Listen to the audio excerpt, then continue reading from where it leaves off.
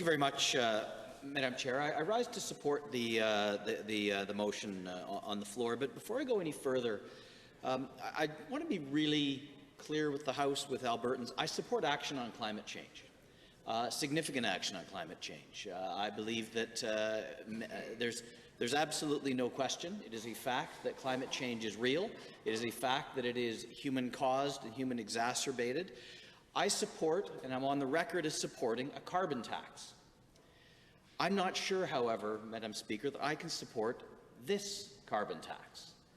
There are far too many questions, and you know it is interesting. Where there's two sides of this discussion. We've before us a bill here that's 95 pages long, that, as the member for Old Didsbury Three Hills mentioned, was introduced in this House barely a week ago. But ironically, there's actually very little detail in this bill. There's very little information that I feel we don't already know, or details we didn't already have, as laid out in the budget of April 14th. We knew there was going to be an energy efficiency agency. We knew there were going to be rebates. We knew there was going to be a carbon tax. We knew what level it was going to be introduced at. We knew when it was going to be introduced and how it was going to be phased in. We knew what was going to be happening with the Climate Change Emissions Management Corp. We knew there would be some sort of energy efficiency plan, but no details in this bill, ironically enough. And what really this bill does is it gives some legal weight to all the things we knew were already happening. But there are some very significant gaps in this bill, and I'm going to talk through many of those, and I'm going to talk through many of the questions that I have, that my constituents have asked me, that various stakeholders have put out as public feedback. These are questions I think that we need to study in more detail at committee, or at the very least, this government needs to answer in great detail before I can get to a point of feeling like I can support this bill, because the gaps are significant. We're essentially, in many ways, being asked to sign a blank check here, and I'm very uncomfortable with that. Now, I want to reiterate again, the Alberta Party Caucus and the Alberta Party has a strong belief that we must address climate change. We are the only party in the Assembly on the opposition side to have proposed our own climate change plan. It's a comprehensive, thorough plan. You can find it on our website. I happen to have several copies here. If anyone on either the opposition or government side, I'll ensure my honourable member from Calgary-Hayes is given a copy.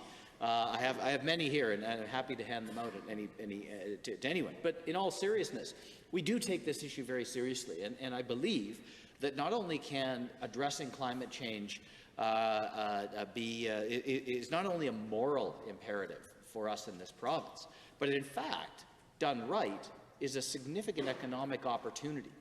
Because if there's anything that Alberta does very well, it's innovate. We have remarkable engineers, we have remarkable technical people, we have remarkable finance people, and we have an entrepreneurial culture. All of those things should allow us in this province to prosper greatly by helping the world address climate change, and in so doing continue to support our traditional industry in oil and gas. That's the vision. That's what's possible from action on climate change. But we need to have the right mechanisms to do that. There might be some of the right mechanisms in this bill. I don't know, because all of the detail is going to be ironed out in regulation. So I have questions. What are the hard targets for carbon emission? There's been some talk of peaking at a certain point and then starting to reduce over time. What happens if we find we're not on track with those targets? What happens if we find we're under those targets? Do we say, well, that's okay, we can approve more projects and increase our emissions? Do we take that as an opportunity? What about the fact that we've had an economic downturn? How does that factor into our carbon calculations? And what's our path to get there? What specifically is going to happen along the way to ensure that we actually reduce those carbon emissions? What is the dollar value of the new companies and the new jobs that are purportedly going to be created as part of this climate plan? There's a lot of talk, a lot of hand-waving from the government. We're going to create jobs. This is opportunity. How many jobs? What specific areas are those jobs going to be in? What skills are the people who take those jobs going to require? How are we going to ensure that Albertans have the skills to occupy those jobs and we're not simply importing people from somewhere else?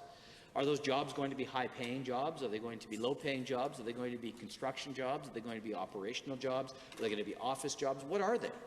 I have absolutely no idea. There's a vague general sense that somehow this is going to create jobs. And I don't doubt that action on climate change can create economic opportunity. I need to know what are those details. How are we going to pivot our action on climate change and environmental stewardship to market access for pipelines? Market access for Alberta's products via pipeline to Tidewater. There's talk that this government wants to do that, and that's a great idea. I absolutely and enthusiastically support that.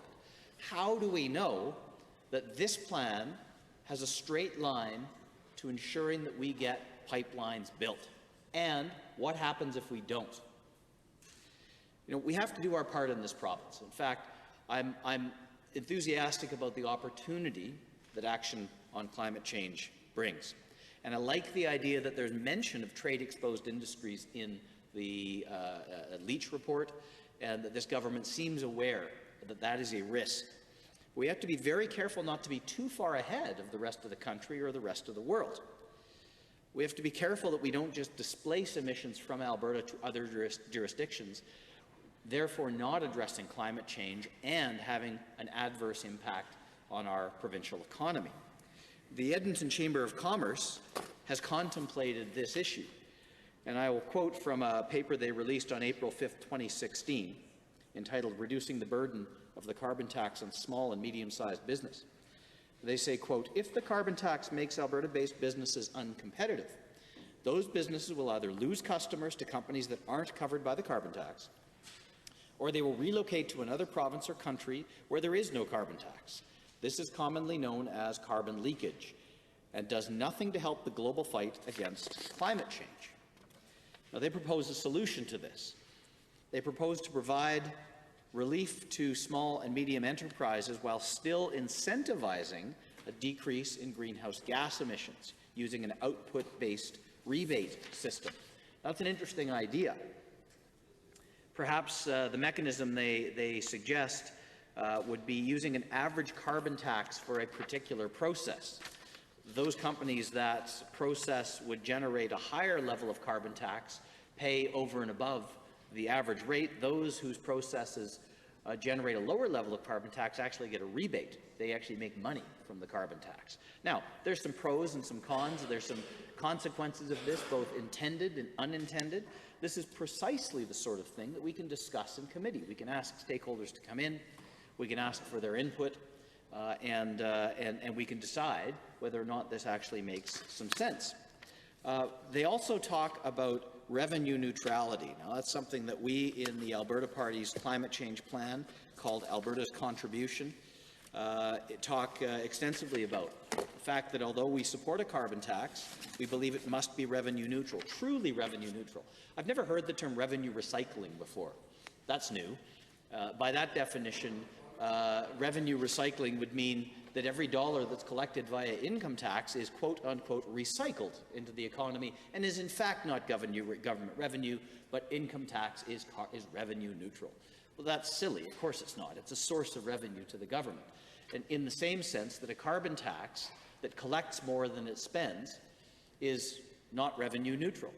That's exactly what this is. So I think it's important this government's honest with Albertans about what this is. If you feel that you need to collect revenue for certain purposes, be it innovation, be it rebates to Albertans, that's fine. Just be honest with Albertans that that's exactly what you're doing, and that's exactly what this is. So the Edmonton Chamber of Commerce talks about revenue neutrality, seeing every dollar collected from small and medium enterprises going back to small and medium enterprises in that industry. They talk about creating carrots and sticks for business, the most efficient producers receiving more in rebates than they pay in carbon tax, seeing a net benefit. The least efficient producers receiving less rebates, therefore paying into the tax and realizing a net loss, creating a strong incentive to produce their goods more efficiently. So again, there are some consequences of that, I'm sure, both intended and perhaps unintended, but that's absolutely worthy of discussion and further consideration. And really what this government is saying is through Bill 20, We're going to do a bunch of stuff through regulation in these general areas. Trust me. Trust me. It's going to be fine. Wait until you see the regulations. It will be wonderful. I am not comfortable, Madam Speaker, in signing a blank check for any government, this government or any other. That's what this Assembly is for. It is for us to consider these ideas. I want to talk more about revenue neutrality and what it actually means. Kenneth McKenzie at the University of Calgary School of Public Policy in April 2016 talked about making the Alberta carbon levy revenue neutral. The basic idea of a price on carbon emissions, which at least partly reflects the social cost of emissions. What I like about a carbon tax, call it a tax, call it a levy, but let's not get stuck on the language. What I like about the idea is that we are putting a price on something we don't want. We don't want carbon emissions. Therefore, we're going to price that externality. That means that people and businesses will choose to emit less, but it also creates a frame for innovation. And if we do that properly, Alberta can lead that innovation, create companies and technologies we can sell to the rest of the world, therefore diversifying our economy, creating economic activity in Alberta. That's the principle of a carbon tax. I like that idea in general terms, if, in fact, it is revenue neutral. If it is simply a tax grab from government, then we don't achieve that objective. What we've done is created another revenue line item for government. So the price on carbon emissions reflecting that social cost and emissions incents firms and individuals to change their behaviour, just like I said, moving towards less carbon-intensive activities. A carbon tax is part of the broad revenue. That's the first view. The second view, and that's the view that I'm certainly very supportive of. There's a second view of a carbon tax, which is a carbon tax is a broad revenue generation tool, just like I said. Professor McKenzie said, quote, "This is not a very good or efficient way of generating revenue. The basic idea is the carbon tax is applied to a far narrower base than broader-based taxes. And broad-based taxes generally impose less costs on the economy than narrow-based taxes like carbon tax.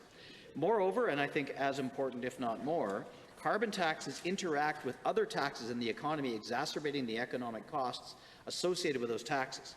Now, those taxes can be quite high, and this is the important and essential point of why revenue neutrality is so important. The total cost to the economy of raising an additional dollar in revenue through corporate income tax is $3.79. Raising an additional dollar through personal income tax is $1.71. Professor McKenzie says, therefore, those taxes impose higher costs on the economy than they raise in revenue. Swapping revenue from the carbon levy for those taxes in a revenue-neutral way would lower these costs, generating a substantial return to the provincial economy relative to other uses." Now, that's a lot of economics. The bottom line is corporate income tax bad, cost money. If you take the carbon levy, carbon tax, and use that to offset personal and corporate income tax, that means reduce personal and corporate income tax. The other thing that does is it creates a frame for investment, because now Alberta is an even more attractive place to invest. Investors realize that they will pay less taxes, therefore realize greater return, therefore invest more money, therefore create more jobs, therefore create more economic activity. That's a good thing. Albertans benefit from their honest effort in the jobs that they take. They receive and get to keep more of their money, and less of it is taxed away. But there's no net revenue loss to the provincial government. That's a good thing. But that's not what this government has done. Instead, you've chosen to rebate two-thirds of Albertans, based purely on income, receive a rebate. It also reduces their incentive to reduce their carbon footprint. That seems to be a bit of an odd trade-off there.